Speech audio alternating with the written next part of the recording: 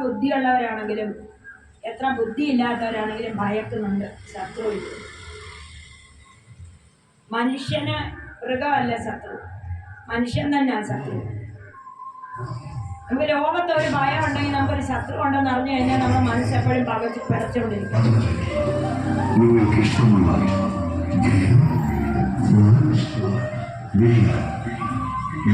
വാസ്തവത്തിൽ ശത്രു ഇല്ല, പക്ഷേ നമ്മുടെ മനസ്സിലേക്ക് തോന്നുന്നതല്ല ഏത് സമയം ആക്രമിക്കപ്പെടുമെന്ന്. ആ ആക്രമിക്കപ്പെടുമെന്ന് തോന്നിയാൽ നമുക്ക് ആക്രമണം ഉണ്ടാകും. ഈ നരസിംഹാവതാരം വേറൊരു കോണിൽ കൂടെ ഞാൻ പറയുകയാണെങ്കിൽ, ഞാൻ 2 തരത്തിൽ ഇത് പഠിച്ചിട്ടാണ് പറയുന്നത്. യൂട്യൂബിൽ നമ്മളെ പകയ്ക്കുകയും നമ്മളെ ഉപദ്രവിക്കുകയും നമ്മൾക്ക് നമ്മുടെ നാശത്തിന് വേണ്ടിയിട്ട് ശ്രമിക്കുകയും ചെയ്യുന്ന ആരെങ്കിലും ഉണ്ടെങ്കിൽ, ശ്രീ നരസിംഹമൂർത്തിയെ ഭജിക്കുന്നവരുടെ ആ ആത്മാവിന് അല്ലെങ്കിൽ ആ ഭവനത്തിന് ആ ശത്രുവിനെ ഓടിക്കാൻ കഴിയും. കൃത്യമായിട്ട് ഭജിക്കണം. പ്രയാസമാണ് നരസിംഹമൂർത്തിയെ ഭജിക്കാൻ. നരസിംഹമൂർത്തി അവതരിച്ചത് പ്രഹ്ലാദനെ രക്ഷിക്കാനാണ്. പക്ഷെ ആ മൂർത്തി ഇപ്പോഴും ഉണ്ട്. പത്മനാഭസ്വാമി ക്ഷേത്രത്തിൽ നരസിംഹമൂർത്തിയാണ് ഗണപതിയുടെ ഭാഗത്ത് എഴുതിയിരിക്കുന്നത്.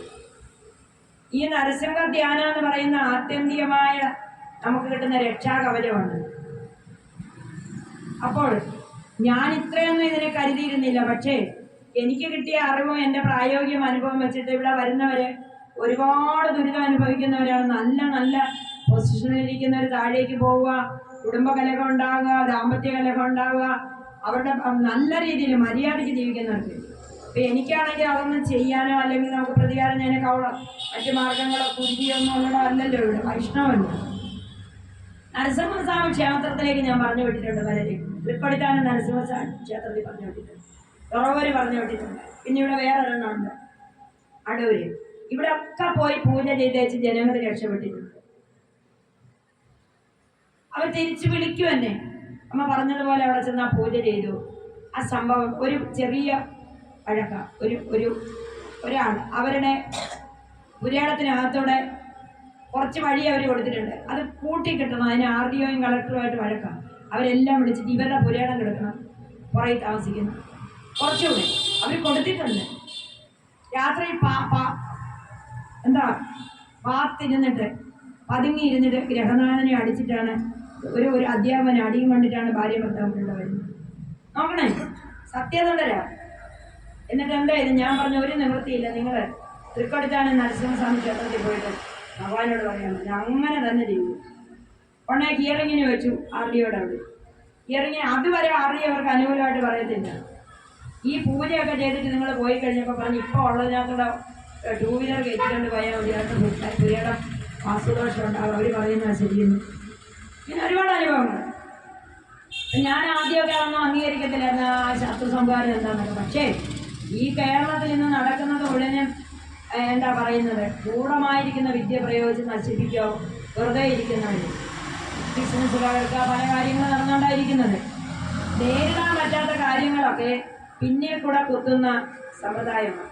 അപ്പം ഞാൻ ഇച്ചിരി കാര്യമായിട്ട് ഈ ദിവസത്തെ പൂജ അങ്ങ് സംഘടിപ്പിച്ചിരിക്കുക. അപ്പോൾ സന്ധ്യയൊക്കെ അപ്പോൾ തെറ്റിപ്പൂമാല, ഒരുപാട് മാലകളൊക്കെ ഇവിടെ വന്നു കഴിഞ്ഞു. പാനകമുണ്ട്. ഭഗവാനെ രാവിലെ തൊട്ട് ഞാൻ വിളിക്കുന്നുണ്ട്. യജ്ഞശാലയിൽ ഭഗവാന്റെ സാന്നിധ്യമുണ്ട്, യജ്ഞശാലയിലുണ്ട്. നമ്മൾ ഏത് ഭാവത്തിലാണ് ഭഗവാനെ നമ്മൾ അപ്രോച്ച് ചെയ്യുന്ന ആ ഭാവത്തിൽ ഭഗവാൻ വരും. ഇപ്പം ഓച്ചറയിലെ മഹാത്മ്യം പറയുകയാണെങ്കിൽ മാടപ്പോത്താണെന്ന് പറഞ്ഞു കൊടുത്ത് ചാത്തനോട് നമ്പൂതിരി മാടപ്പോത്തിന്റെ രൂപത്തിലേക്ക് അവിടെ വന്ന ഒരു പോത്തിന്റെ തലയാണായിട്ട് അവിടെ കണ്ടത്. പോത്തായിട്ടാണ് വന്നത്. നല്ല കുറിയൊക്കെ തൊട്ട് ആണ് അവിടെ മാടപ്പോത്തായിട്ട്. നമ്മളെ എന്തായിട്ടാണ് ഭഗവാനെ നമുക്ക് ആവശ്യം, ആ പ്രകൃതിയുടെ ആവശ്യം എന്താ? പ്രകൃതി എന്ന് പറയുന്നത് നമ്മളെ മനുഷ്യരാണ്. ആ ആവശ്യാനുസരണം ഉത്ഭൂതമാവുക ചെയ്യുന്നത്. ഈ ഒരു ബോധത്തെ, പരബ്രഹ്മബോധം, ആവശ്യാനുസരണം അവതാരങ്ങൾ എടുക്കുക. 10 അവതാരം ഉണ്ടല്ലോ. പന്നിയായിട്ട് അവതരിച്ചില്ലേ ഭഗവാനൊരു നിന്ദ്യമായിട്ട് നമ്മൾ പറയുന്ന പന്നിയായിട്ട് അവതരിച്ചത് ഏറ്റവും ഭൂമിയെ ഉയർത്തി. എത്ര അവതാരങ്ങൾ! അത് കാലാനുസൃതമോ ആവശ്യാനുസൃതമോ. ഇവിടെ നമ്മളിന്ന് 3-ാമത്തെ ദിവസം ഭംഗിയായിട്ട് തന്നെ നരസിംഹാവതാരം ഘോഷിക്കും. അത് നമ്മളിപ്പോൾ പ്രാപഞ്ചികമായിട്ട് ചിന്തിക്കുമ്പോൾ നമുക്ക് കൂടോത്രം മന്ത്രവാദം അതൊക്കെ അവിടെ നിൽക്കണം. ഇതിൻ്റെ വേറൊരു മറുവശമുണ്ട്. അത്യുന്നതമായ ഒരു ഐഡിയ ഉണ്ട് ഇതിൻ്റെ പിന്നിൽ. ഇതൊന്നുമല്ല. പ്രഹ്ലാദന്റെ കഥ അങ്ങോട്ട് കേട്ട് കേട്ട് കേട്ട് കേട്ട് വരുമ്പോഴേ പ്രഹ്ലാദ സ്തുതിയുണ്ട്, അത് നമ്മൾ ജപിക്കും. ഈ കുഞ്ഞു പ്രഹ്ലാദൻ ഞാൻ രാവിലെ പറഞ്ഞു ബാലയോഗിയാ, ഗർഭത്തിൽ കിടന്നപ്പോഴേ യോഗിയായിട്ടാണ് വന്നത്. നാരദര് പറഞ്ഞ കഥകളെല്ലാം കേട്ടു. കൃത്യമായിട്ടും ദൈവമല്ലാതെ ഒന്നുമില്ല ഈ ലോകത്തെന്നുള്ള ബാലനായിരിക്കുന്ന പ്രഹ്ലാദന് നിശ്ചയമുണ്ട്. നമുക്കൊരു കാര്യം നിശ്ചയം വന്നാൽ നമ്മൾ ഇന്ദ്രനെ ചന്ദ്രനെ എനിക്ക് പേടിയില്ല എന്ന് പറയുന്നത് എന്ത് പറയാനാ? ഈ മരിക്കുന്നതിൽ കൂടുതലൊന്നുമില്ല. മരണം എന്ന് പറയുന്നത് ഒരു അസംഭാവ്യ കഥയാണ്. നമ്മൾ വീണ്ടും വരും, ഈ ശരീരം പോകത്തേ ഉള്ളൂ. നമ്മളെ ഒരു പുല്ലും ചെയ്യാനില്ലെന്ന് നമുക്ക് മനസ്സിലാക്കി കഴിഞ്ഞാൽ പിന്നെ നമുക്ക് മരണവും പേടിയില്ല. പ്രഹ്ലാദന് പേടിയില്ല.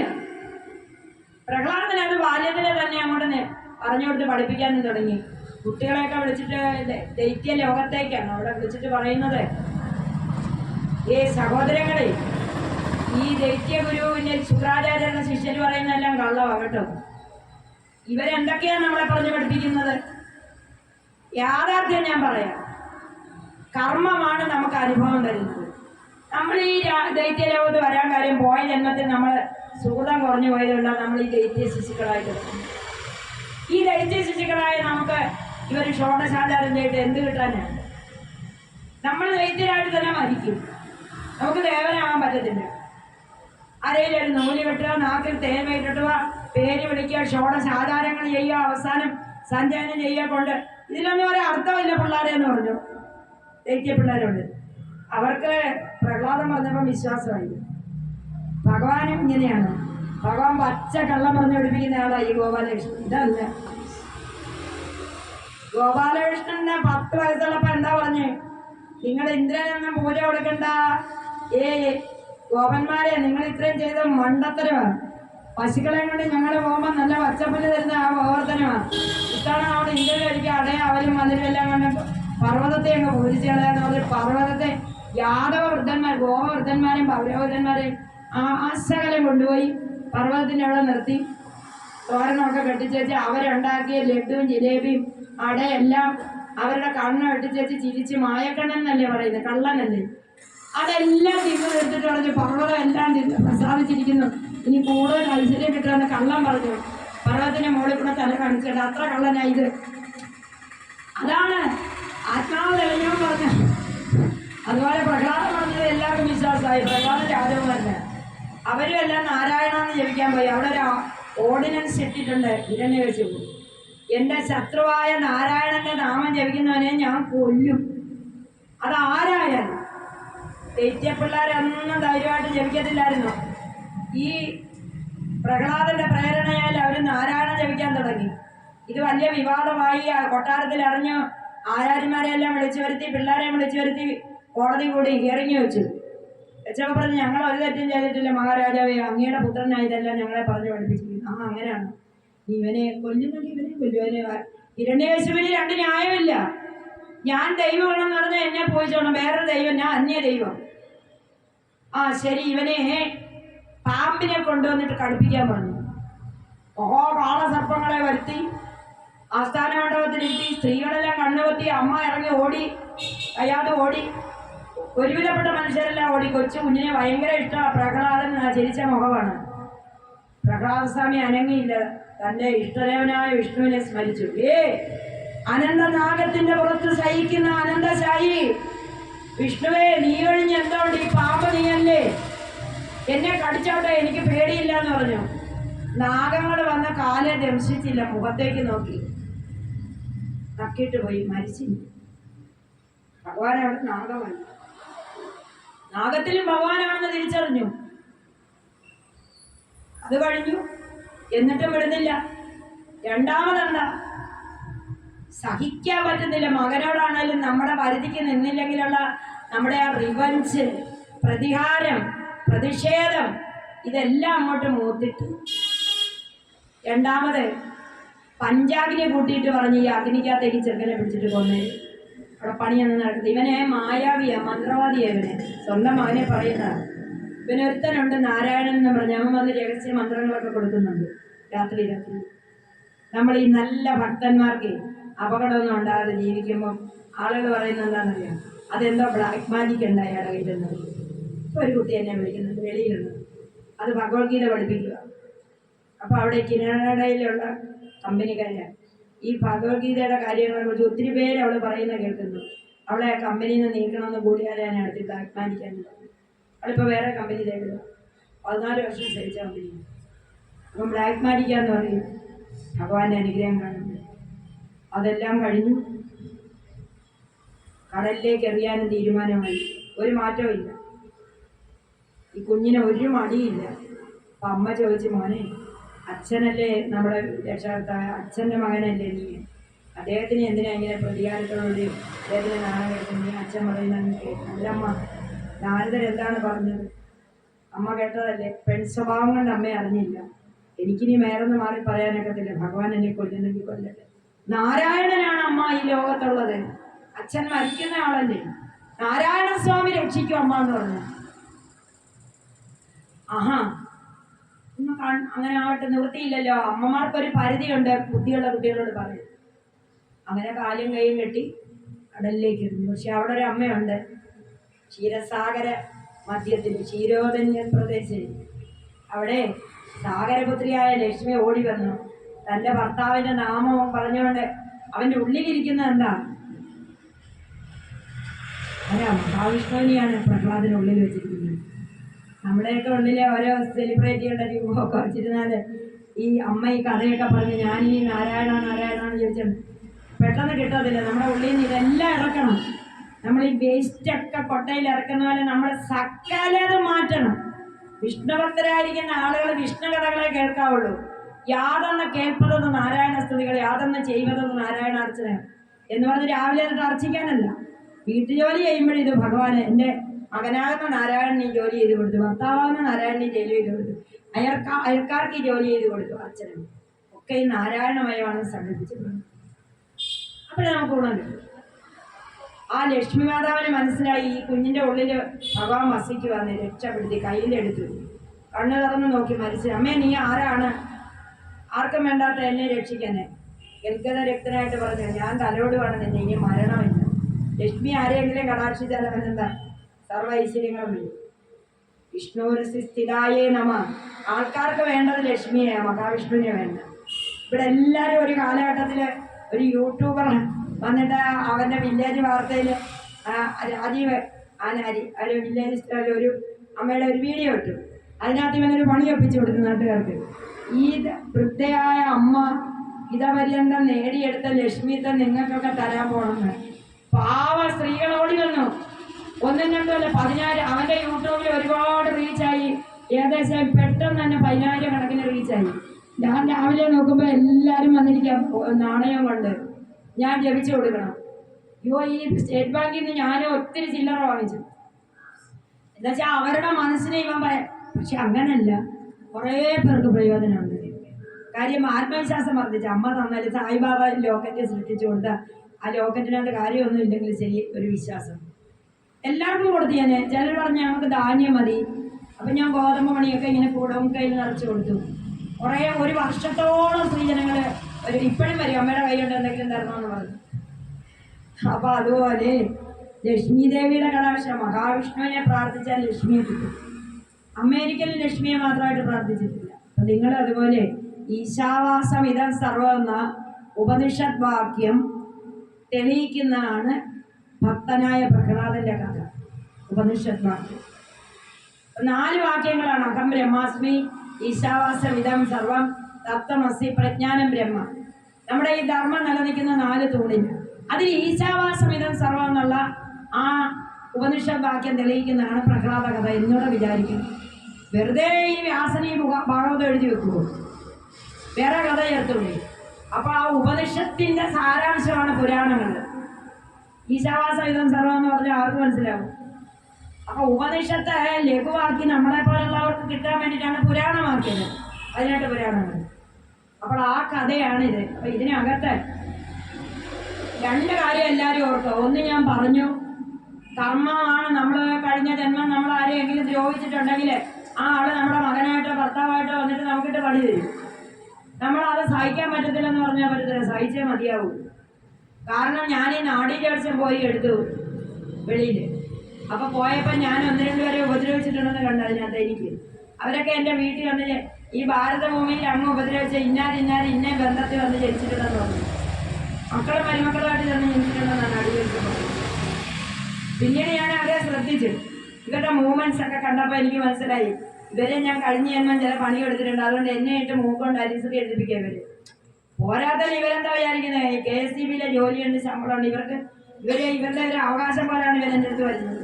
അപ്പം എനിക്ക് മനസ്സിലായി ഇവരുടെ അവകാശമായിട്ട് കൊടുത്തേക്കാം, ഇനി അടുത്ത ജന്മം വരത്തില്ല. കൊടുത്തേക്കാം. എന്നോട് ആര് ചോദിച്ചാലും ഞാൻ കൊടുക്കും. ഒരു മുണ്ട് ചോദിച്ചാലും കൊടുക്കും, പൈസ ചോദിച്ചാലും. കാര്യം എന്താ, കൊടുക്കാനുണ്ടായിരുന്നു, കൊടുത്തേ മതിയാവും. ഓടി കളിക്കാൻ കഥ കർമ്മണ്യ വ്യാധികാരത്തെ മാപരീക്ഷിക്കാനാണ്. അപ്പോൾ എന്താ പറഞ്ഞത്, കഴിഞ്ഞ ജന്മത്തെ കർമ്മം നമ്മൾ തിന്ന് തീർക്കുന്ന ഈ ജന്മം ഏത് വഴിക്കൂടെങ്കിലും. പക്ഷേ ആത്മബോധം ഉണ്ടായാൽ നമ്മൾ നേരിടും. അത് ഒരു കൂടോത്രം ചെയ്യേണ്ട, മനസ്സൊന്ന് ഒരുങ്ങിയാൽ മതി. ഞാനിത് സഹിച്ചേക്കാം. അപ്പം ഞാനങ്ങ് സഹിച്ചു. ഈ കൊണ്ടുപോയി കൊടുക്കാൻ നമ്മൾ പറയുന്നത്, നീ കൊണ്ടുപോയി കേസ് കൊടുക്കും, ഞാനങ്ങ് സഹിച്ചേക്കാം. ആ സഹിക്കാനുള്ള അവസ്ഥ ബോധം നമുക്ക് ഉണ്ടാക്കണമെങ്കിൽ ഗുരു വരണം. ഗുരു നിശ്ചയദാർഢ്യം തരും. ഗുരു ഇവിടെ കാണും. ആർക്കെങ്കിലും ബോധം തന്നിട്ടുണ്ടെങ്കിൽ ഗുരു അതിൻ്റെ പിന്നിലുണ്ട്. ആ ഗുരു എനർജി തന്നുകൊണ്ടിരിക്കും. സഹിക്കാൻ പറ്റിയാൽ മതി. അതിനാണ് നമ്മൾ ഭഗവാനെ കൊണ്ടുപിടിക്കുന്നത്. ഭഗവാനോട് നമ്മൾ നമ്മുടെ കർമ്മദോഷം ഇല്ലാതാക്കാൻ പറയുന്നില്ല. ഇത് നേരിടാനുള്ള കഴിവ് തന്നാൽ മതി എന്തും. അപ്പം അങ്ങനെ ആ കർമ്മ പ്രപഞ്ചത്തിൽ പ്രാർത്ഥന ദേഹസ്ഥ കർമ്മണ ദേഹിക്ക് പ്രാപ്തമാൻ ദേഹവും. കഴിഞ്ഞ ജന്മത്തെ നമുക്ക് ചെയ്ത കർമ്മം അനുസരിച്ച് കൊണ്ടുവന്നിരിക്കുന്നത് ഈ ബോഡി. ആ ബോഡിക്ക് ഇന്ന കർമ്മങ്ങളൊന്നുണ്ട്, ഇന്ന കാലങ്ങളിൽ ഉണ്ടാവും. അതാ ശനിദശി ശുക്ലദശി. അതാണ് നമ്മൾ അനുവദിച്ച് കൊടുത്താൽ മതി. അപ്പോൾ അത് പ്രഹ്ലാദൻ പറഞ്ഞല്ലോ. പിന്നെ പ്രഹ്ലാദൻ പറഞ്ഞ ഒരു കാര്യം ഞാൻ നിങ്ങളോട് പറയാം. പ്രഹ്ലാദൻ മഹാവിഷ്ണുവിനെ നേരിട്ട് കണ്ടിട്ട് ഒന്നും ചോദിക്കുന്നില്ല. പ്രഹ്ലാദൻ പറഞ്ഞല്ല, കർമാശയാൻ രന്ധയ. അതാരും പറയത്തില്ല ഒരാചാര്യന്മാരും. ഈ സത്രസംഹാരമൊക്കെ വെറും നാരങ്ങ മിഠായി പോലെ ഞാൻ പറഞ്ഞതേ ഉള്ളൂ. യഥാർത്ഥ തത്വം വേറെ. ഭഗവാനെ, അങ്ങ് ആരുടെയും സ്വാമിയല്ല, ഞാൻ ആരുടെയും ഭൃത്യനുമല്ല എന്നാ പറയുന്നത്. പ്രഹ്ലാദസ്തുതിയുണ്ട്, നമ്മൾ വൈകിട്ട് വായിക്കാം. അപ്പം ഞാൻ ആരുടെ ഭൃത്യനുമല്ല, അങ്ങാരുടെയും സ്വാമിയല്ല. ഭഗവാൻ പറയുന്നത് ഞാനൊന്നുമല്ല, നിർവികാരനാണ് ഞാൻ, നിത്യമുക്തനാണ് ഞാൻ. രുക്മിണിയോട് പറയുന്നത്, നീ എന്നാ വിചാരിച്ചത് ഞാൻ വലിയൊരു പ്രേമിക്കാൻ നടക്കുന്നതാണ്? എനിക്ക് പുറത്ത് കാണുന്ന സ്ത്രീയും നീ ഒരുപോലെ ഉള്ളൂ, എനിക്കൊന്നും വേണ്ട. അതുപോലെ യാതൊരു വികാരങ്ങളും ഇല്ലാത്ത ബോധത്തെയാണ് വാസുദേവൻ എന്ന് നമ്മൾ വിളിച്ചത് നേരത്തെ. ഓം നമോ ഭഗവതി വാസുദേവായ. ആ ഭഗവാനോട് അദ്ദേഹം അഭ്യർത്ഥിക്കുന്നത് നമ്മളും അഭ്യർത്ഥിക്കുന്നത്. അപ്പോൾ പ്രഹ്ലാദസ്തുതിയുടെ സന്ദേശം എന്താ? കർമ്മം ചെയ്യാനുള്ള ആഗ്രഹം ഇല്ലാതാക്കണമെന്ന്. കർമ്മം ഇല്ലാതാക്കാൻ പറയുന്നില്ല, ഇത് കർമ്മപ്രപഞ്ചമാണ്. കർമാശയാൻ രന്ധയ. അപ്പോൾ ഈ പ്രഹ്ലാദ ചരിത്രം നമ്മൾ കൊണ്ടാടുന്നതിന് മുമ്പ് ഈ ഉച്ച സമയത്ത് മൈക്കില്ലായിരുന്നു. നിങ്ങളൊക്കെ വന്നതുകൊണ്ടാണ് മൈക്ക് വന്നത്. ഇത്രയും നേരം മൈക്കില്ലായിരുന്നു, നിങ്ങളുടെ ഒരു ഭാഗ്യം. അപ്പം അമ്മ വിചാരിച്ചൊരു വീഡിയോ എടുത്തിരുന്നു. അപ്പോൾ ആ കർമ്മം ചെയ്യാനുള്ള ആഗ്രഹം, വർദ്ധിച്ചു വരുന്ന വാസന ഇല്ലാതെ അതിന് നമ്മൾ ഒരുപാട് വ്യവഹാരങ്ങളിലേക്ക് തിരിയരുത്. ഒത്തിരി കോണ്ടാക്ട് വേണ്ട. ആത്മാവുമായിട്ട് കോണ്ടാക്ട് ചെയ്യാനുള്ള അവസരം നമുക്കില്ലാതെ പോകും. പുറത്ത് ബഹുലമായ കോണ്ടാക്ട് വന്നില്ല. അത്യാവശ്യം ജീവിക്കണം, അത്യാവശ്യം നമുക്ക് ജോലി ചെയ്യണം, അത്യാവശ്യം കുട്ടികളെ വളർത്തും, അത്യാവശ്യം ഫ്രണ്ട്സ് വേണം. അതിനപ്പുറമുള്ള ആവശ്യങ്ങളിലേക്ക് നമ്മൾ കിടന്നാൽ ഭഗവാനോട് ബന്ധപ്പെടാൻ നമുക്ക് പറ്റാത്ത വരും. അപ്പം അതുകൊണ്ട് അമ്മ നിങ്ങളെല്ലാം വിളിച്ച് ഇത് പറയുന്നത് നമ്മൾ ചുരുക്കുക, നമ്മൾ അകത്തേക്ക് കൊണ്ടുവരിക നമ്മുടെ ബോധത്തിൽ. എന്നിട്ട് നമ്മൾ ശക്തരാകുക കഴിയുന്നത്. ഞാൻ എൻ്റെ വാക്കുകളൊക്കെ ഇവിടെ ഉപസംഹരിക്കുകയാണ്. ശ്രദ്ധിച്ചിട്ട്